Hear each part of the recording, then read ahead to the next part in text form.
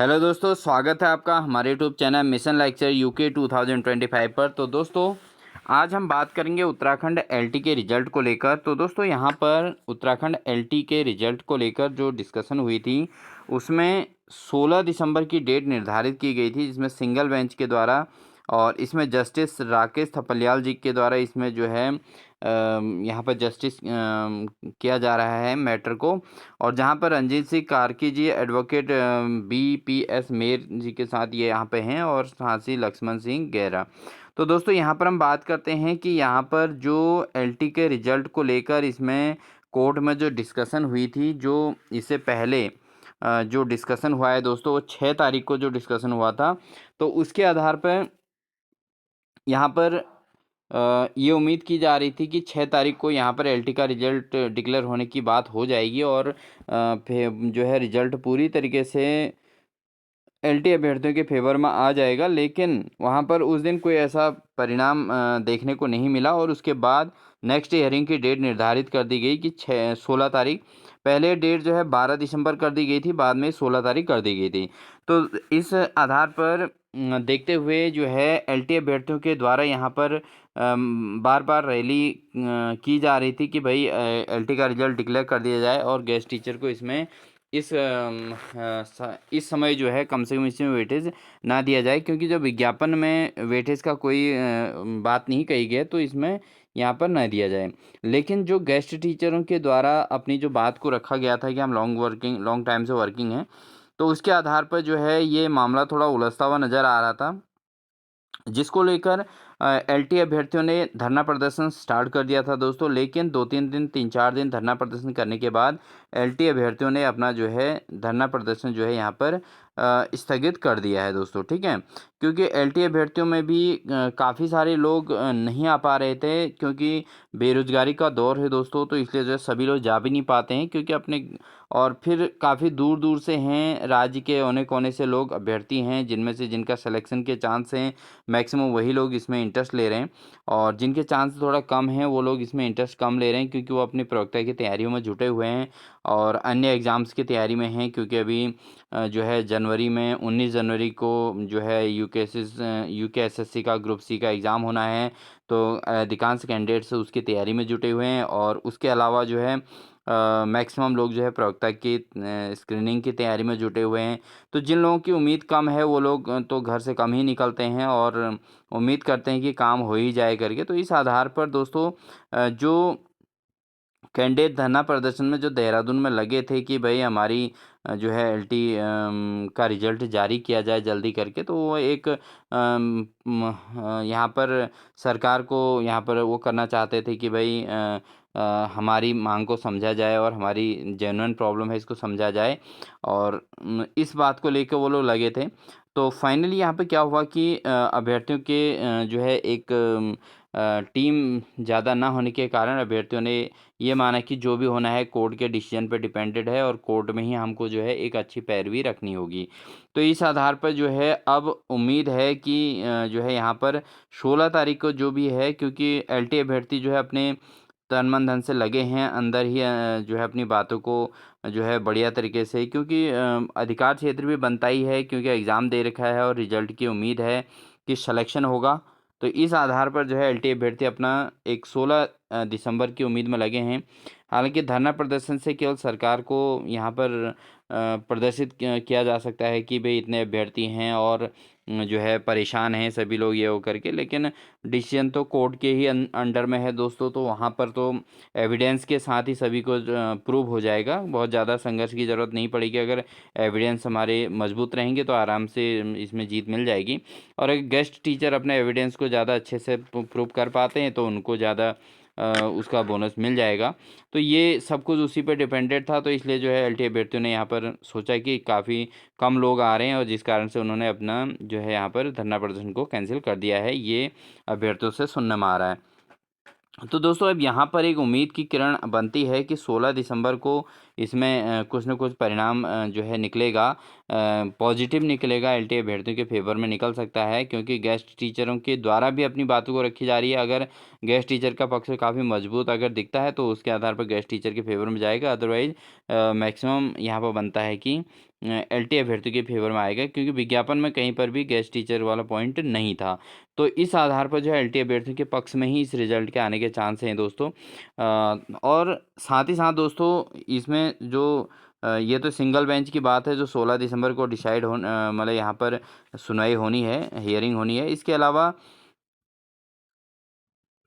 उसके अलावा दोस्तों अगर 16 तारीख को यहाँ पर डिसीजन नहीं बन पाता है तो यहाँ पर 17 दिसंबर को जो डिवीज़न बेंच का जो रिजल्ट है, क्योंकि उसमें सुनवाई ज़रूर होगी, क्योंकि वहाँ पर जो मामला है वो जो है उत्तराखंड सबऑर्डिनेट सर्विस कमीशन के द्वारा यूकेएसएससी के द्वारा अपने एडवोकेट को जो है यहाँ पर भेजा गया है। तो 17 तारीख को जो है डबल बेंच के अंतर्गत ये बात आएगी, और उसमें पीएन पांडे जो है एडवोकेट हैं उसमें उत्तराखंड यूकेएसएससी की ओर से, तो वो कहीं न कहीं यहाँ पर 16 और 17 तारीख में से किसी न किसी एक डेट में, उम्मीद तो है कि 16 तारीख को यहाँ पर फाइनल डिसीजन बन ही जाएगा, क्योंकि काफ़ी स्टडी इसमें हो चुकी है, और जो गेस्ट टीचर अपनी बात को रख रहे हैं, जिस आधार को लेकर गेस्ट टीचर अपनी ओर से यहाँ पर 1.5 का पर ईयर का वेटेज लेने की उम्मीद कर रहे थे, तो उस पर भी डिस्कशन हो रही है, और उस पर भी डिटेल स्टडी की जा रही है, और साथ ही साथ जो है एलटीए अभ्यर्थियों का जो विज्ञापन वाला पॉइंट है उसको भी स्टडी किया जा रहा है। तो कहीं न कहीं इसमें दोस्तों ये तो 16 तारीख को ही इसमें डिसीजन आ जाएगा, नहीं होगा तो फिर 17 तारीख को जो डिवीज़न बेंच है वो इस पे ज़रूर डिसीजन बना लेगी। ठीक है ना दोस्तों? क्योंकि मामला थोड़ा उलझा हुआ है, और साथ ही आपने देखा होगा बहुत टाइम से आबकारी का रिजल्ट भी रुका हुआ था, तो वो भी उन्होंने डिक्लेयर कर दिया, तो वो सारी चीज़ें हो चुकी हैं। तो अब एलटी का ही रिजल्ट ऐसा है जिस पर सबकी नज़र है, तो सरकार भी यही चाहेगी कि एटलीस्ट जो है रिजल्ट डिक्लेयर कर दी जाए, और कहीं न कहीं अगर ऐसा कहीं मामला हो कि गेस्ट टीचर को वेटेज वाली बात आए, तो उस पर जो है कहीं न कहीं थोड़ा बहुत कुछ और जो है इसमें कोई और तरीका निकाल सकते हैं, लेकिन एटलीस्ट रिजल्ट तो डिक्लेयर होने की पूरी उम्मीद है दोस्तों। डिवीज़न बेंच के अंतर्गत 17 तारीख को तो यहाँ पर डिक्लेयर होने के पूरे चांस हैं दोस्तों, कि रिजल्ट डिक्लेयर होने के। ठीक है, तो उस आधार पर देखो क्या होता है दोस्तों, क्योंकि सभी अभ्यर्थी यहाँ पर वेट एंड वॉच की स्थिति में हैं, और जहाँ पर धरना प्रदर्शन की बात थी तो वो भी उन्होंने कैंसिल कर ही दिया है, क्योंकि इस पर देखिए 10 तारीख को जो सुनवाई जो इसमें चर्चा परिचर्चा हुई थी उसके आधार पर जो है कोर्ट ने इसमें थोड़ा टाइम इसलिए ले लिया, क्योंकि जो है उन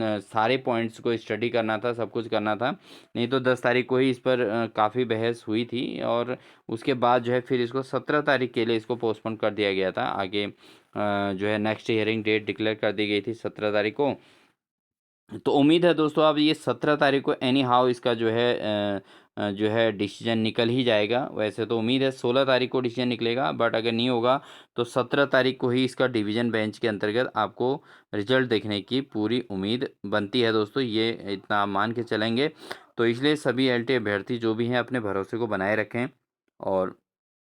पॉजिटिव रहें, बिल्कुल ये ना सोचें कि यार साथियों ने जो है वहाँ पर धरना प्रदर्शन भी स्टार्ट किया और उसके बाद एकदम से समाप्त कर दिया, क्योंकि वो तो एक सरकार को खाली जगाने का वो था कि भाई आप हमारे बारे में क्या सोच रहे हैं, हमारे लिए क्या डिसीजन ले रहे हैं, तो इसको लेकर सरकार को थोड़ा वो करना होता है। तो उसमें अब क्योंकि दूर दराज के अभ्यर्थी हैं तो सभी नहीं पहुँच पाते हैं, बेरोजगारी का दौर है, और महंगाई इतनी ज़्यादा है कि वहाँ जाकर भी रहना खाना और ये जाड़ों के टाइम पे रहने की भी दिक्कतें होती हैं दोस्तों। तो सभी अभ्यर्थी उसको समझ सकते हैं, और जो उधर नियर बाय देहरादून वगैरह के जो अभ्यर्थी थे वही वहाँ पहुँचे थे अधिकांश, और दूर दराज से भी काफ़ी दूर दूर से कुछ अभ्यर्थी आए थे, ये सुनने में आया था। तो काफ़ी अभ्यर्थी आए थे, उसमें ऐसी बात नहीं है कि अभ्यर्थियों ने साथ नहीं दिया वाली बात नहीं है, बट जिस टाइप से एक धरना प्रदर्शन में जिस हिसाब से भीड़ चाहिए होती है वो चीज़ वहाँ पर पॉसिबल नहीं हो पाई होगी, जिस कारण अभ्यर्थियों ने वहाँ पर अपना धरना प्रदर्शन कैंसिल कर दिया था। लेकिन मामला कोर्ट का है तो न्यायालय उसको स्टडी करते हैं पूरे मामले को, उसके बाद एटलीस्ट डिसीजन उसी के फेवर में जाता है जो उसके लिए एलिजिबल ज़्यादा अच्छा होता है। तो ये सब कुछ होगा दोस्तों, इसमें आप बिल्कुल पॉजिटिव बने रहें, आपने मेहनत किया, आपका परिणाम आपके फेवर में रहेगा, इसलिए जो है आप बिल्कुल बने रहें, और साथ ही अपनी तैयारी को भी मजबूत करें दोस्तों, जो आगामी एग्ज़ाम्स हैं उन पर फोकस भी करें, क्योंकि एक ही रिजल्ट के भरोसे रह के भी नहीं है, क्योंकि रिजल्ट तो ऊपर नीचे कब क्या हो जाए कोई पता है नहीं, क्योंकि अचानक से यहाँ पे ये चेंज आ गया दोस्तों। और अगर गेस्ट के फेवर में बात जाती है, गेस्ट अपना पक्ष को अच्छे से रखते हैं, तो वो भी उसके लिए जो है उनको अगर मिलता है वेटेज, तो फिर उसके बाद रिजल्ट वैसे भी बहुत ऊपर नीचे हो जाएगा। तो इसलिए जो है सेकंड एग्ज़ाम की अपनी प्रिपरेशन, जो भी आपने फॉर्म अप्लाई कर रखे हैं, उसको आप तैयारी करते रहें दोस्तों। और मेरे कहने का तात्पर्य है दोस्तों, हमेशा पॉजिटिव रहें, पॉजिटिव रहें, बिल्कुल इमोशनल ना होएं, क्योंकि मोटिवेटेड रहें, आपके फेवर में रहेगा, क्योंकि एक टाइम अवश्य आता है जब सक्सेस मिलती है, और उसका एक टाइम होता है दोस्तों। इसलिए बने रहें अपना। और आपने एलटी में स्कोर अच्छा कर रखा है तो सिलेक्शन ज़रूर मिलेगा, इस बात की आप इंटर कॉलेजों में ज़रूर अपना अध्यापन कार्य करेंगे। और साथ ही साथ दोस्तों अपनी प्रिपरेशन को बनाए रखें, और अगर आप हमारे चैनल पर नए हैं तो प्लीज़ चैनल को भी सब्सक्राइब कर लें दोस्तों। आपको इसी प्रकार के जो है मोटिवेशनल पॉइंट्स, और साथ ही साथ आपको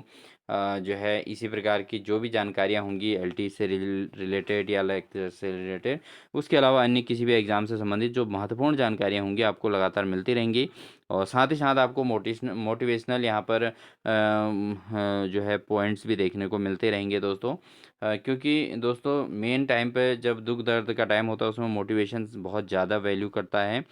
तो आप लोग अपना मोटिवेटेड रहें दोस्तों, क्योंकि आपके आपने जब मेहनत कर रखी है तो आपको आपकी मेहनत को कोई छीन नहीं सकता दोस्तों। मैं तो इस बात को मानता हूँ कि आपने जब मेहनत की है तो आपकी मेहनत को कोई छीन नहीं सकता, आपको वो मेहनत का परिणाम ज़रूर मिलेगा। देर में मिलेगा, लेकिन मिलेगा ज़रूर दोस्तों, ठीक है। तो इसलिए आप पहले तो 16 तारीख की उम्मीद करिए, 16 तारीख को आपके फेवर में रहेगा रिजल्ट। और 16 तारीख को नहीं है तो दोस्तों 17 तारीख को डिवीज़न बेंच के अंतर्गत आपके फेवर में रिजल्ट रह सकता है बहुत आसानी से, बशर्ते यहाँ पर जो गेस्ट टीचर हैं उनका पॉइंट अगर कमज़ोर रहेगा तो। अगर वो अपने पॉइंट्स को फेवर कर लिए कैसे न कैसे, तो उस स्थिति में फिर थोड़ा नेगेटिविटी रहेगी। बट जिनका मार्क्स स्कोर बहुत ज़्यादा ऊपर है, वो जो है उनको वो भी जो है यहाँ पर वो नहीं कर पाएंगे, जिससे कि बहुत नीचे रहे। कुछ लोगों का सिलेक्शन